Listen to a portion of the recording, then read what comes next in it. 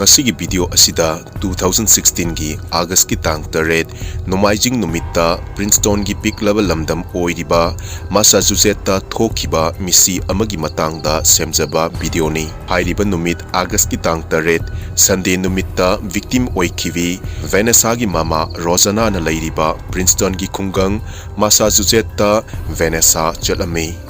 Numitu mahakna hanadigi heavy oiduna lakpa walking amadi yoga sanaraba matung mahak magi job tawpham oiriba New York ta bus tongduna chatkadabani adubu mahakna walking chatkiba matung mahak halakmandabadagi mahaki mamana police report piduna national media kayada viral oiki Asigomba thaudoksi Massachusetts hairiba khungang asida chahi kuntragi mamangdagi hauna thokidaba thaudok oiki Masida natana thaudok asi thokadaba numit kharanigi mamangda thaudok asiga chap manaba maongda fitness blogger Karina Betrano gi misi amasu New York ka nakna leiba mafam amada thoki Vanessa gi full name asi Vanessa Teresa Marcotti kawi Mark asi 1989 gi January 17 da Dewminster Massachusetts ta poki Mahaki high school life da lairik fan haurakpaga loinana Boston University da communication da bachelor degree loiduna Boston da leiba online marketing software startup da yauki Kona thangda New York City da leiba Google Office ki account manager oina thabak tauki Vanessa gi thabakna chinbana tha anigi manungda amuk khaktamak mahaki mama amadi mahaki antigi nakta chatnabagi matam fangi mahaki mama ga antiga na leiriba si yamna pikba state oiriba Princeton gi Massachusetts hariba khungangdani Vanessa gi mama Rosanna gi amakhaktang pokchabi machanupi oibana maram oiraga macha gi lakpa matamdabu khaurang na ngaiduna leijabi mahaki mama Rosanna oirami Vanessa magi tha anigi manungda amuk khaktang chatpa visit oina mama gi nakta laki adubu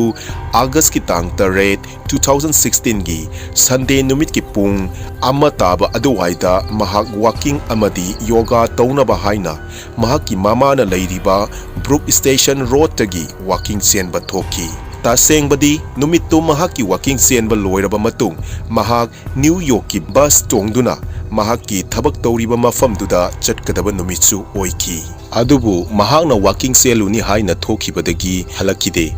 Masidagi mahaki mamana phone tawbudasu phone chalaktabadagi mamana police ta missing report ama thaduna police na Vanessa na chenfam oiriba lambi duda thiba humbagi thabak chathaki makoina fana kuina thiraba matung police ki huina chingnaningai oiba mafam ama thengnarakhi mafam du mina chatnariba lambi degi meter khara lapna leiba mafam oirami police na fajana thiraba matung da Vanessa gi haksang su fangki mahaki body fangliba mafam asiga mahaki mayumgi arapasiga mile ama fanaramde Vanessa gi masada set kiva firol sing segai ramba amadi mahaki mamai makhud makhongna chingbada maina chakiba mafam thengnaki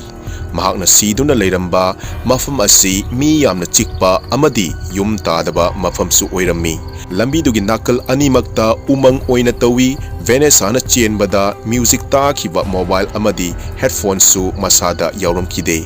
police na mobile amasung headphone adu mafam aduda thiba yaba thiki adubu fangkide makhoina chingnaki madudi mihatpa asina mobile ga headphone ga lauram gani haina maramdi mobile du karigumba asi bhaksang du da yauram labadi mihatpa asi thigatpada mateng oirakpa yai haibadagi adubu police na asi bhaksang adugi nakal da thau hamnaba patra amasu fangki masina khangki mihatpa asina nupi asibo hatlaba matung thau haijinduna mai thaduna mahaki mihatpa asigi DNA thigatpada fangdanaba honaki haiba police na makha na thijenbada nupi asigi khujingi makha thangba sarukta sakhangdaba miyoi amagi DNA fangba ngamki nupi asi examination tawraba matungda khangki madudi nupi asi mahakpu halamdaida muknaba thoki aduga mahakpu rape tawduna halaba matung mai thaduna evidence laitanaba honaki haibasini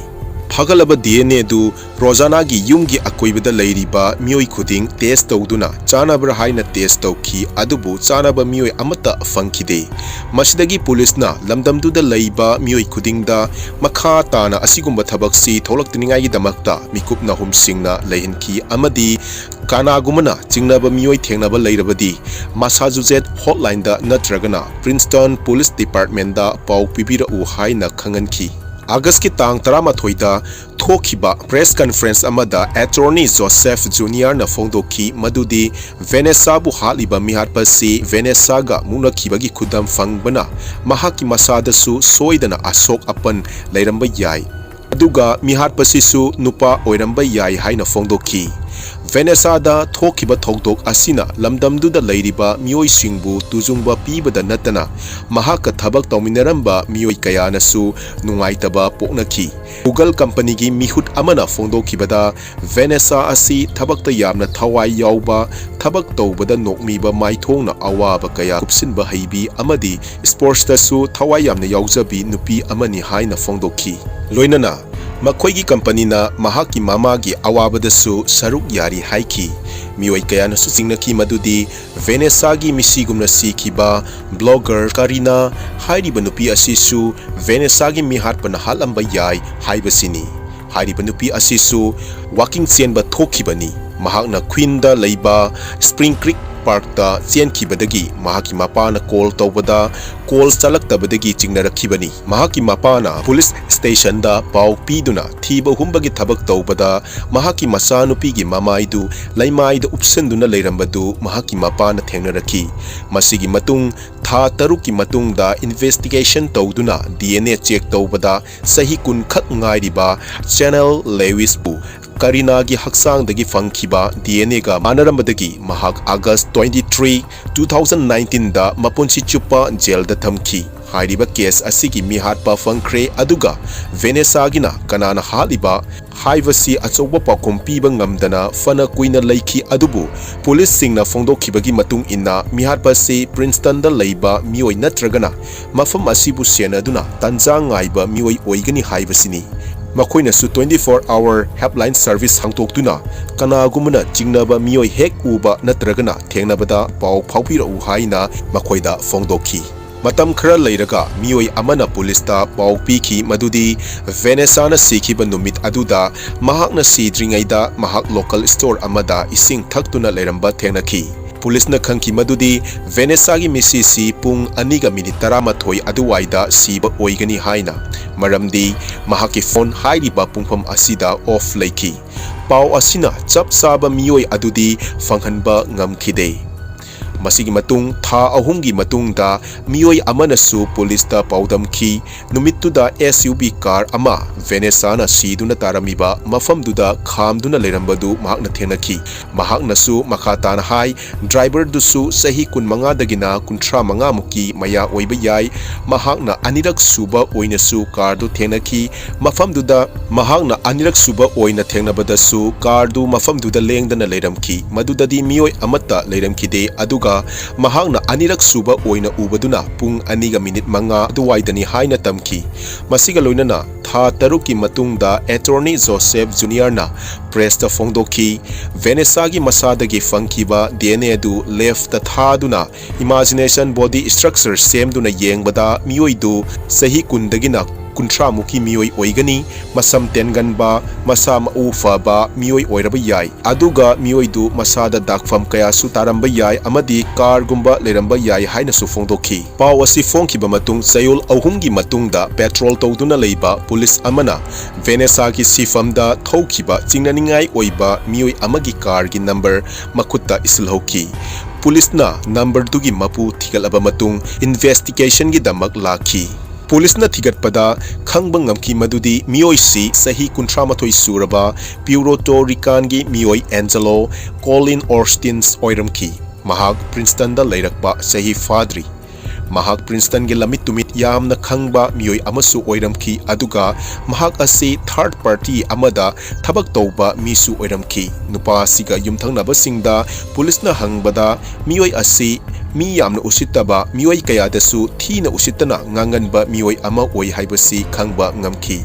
Police na Vanessa gi matangda hangbada mahak na hai numittuda mahak mafam aduda chatkibra haibasi ningsingba ngamdre haina. Masidagi yanaba amagi makhada nupa asigi DNA lauduna Vanessa gi khujindagi fangkiba DNA ga manabra yengbada manaramki. Masidagi chenba yadabana mahak police na August tang 18 2017 da faduna magi mathakta charge kaya thangatki. Police na sukhang bangam ki madudi nupa asina Vanessa bu hatlaba matung $5 gi thau leiduna Vanessa bu mai thaki haiba. Case asigi matangda tongan ba arguments su yetnaki adubu January tang 18 2022 da Judge Janet Cantle Walkerna defense motion du yakide. Asumna hariba nupa asi mapunsi chupagi oina jail da thamnabigi damak 2022 gi October tha da jail da thajanki.